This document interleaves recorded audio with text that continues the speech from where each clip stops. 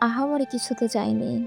শুধু চেয়েছি দুঃখের দিনগুলিতে তুমি পাশে থাকো।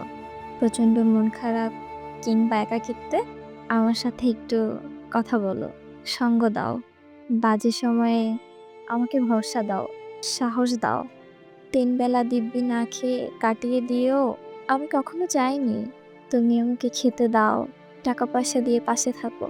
আমি শুধু চেয়েছি এই অনাহারের দিনগুলোতে তুমি আমায় একটু ভালোবাসো, প্রচণ্ডভাবে ভালোবাসো। আমি তো বেশি কিছু চাইনি। অভাবের দুনিয়ায় অনাদর, অবহেলায় পড়ে তুমি আমায় একটু আদরে রাখো, যত্নে রাখো। আমার কেউ নেই, কেউ ছিল না। এটা অভিমানে বলছি না, অনুভবে বলছি।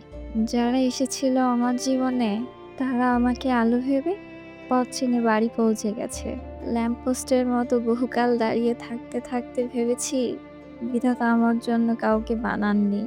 এক মাথার উপর আকাশ ছাড়া আমাকে কেউ ভালোবাসেনি। প্রচণ্ড তৃষ্ণায় কথা বলার জন্য যখন প্রিয় মানুষটাকে খুঁজেছি, তখন দেখতাম শুনশান নীরবতায় মাথার উপর একটা চাঁদ, তাও অন্যের আলোয় আলোকিত।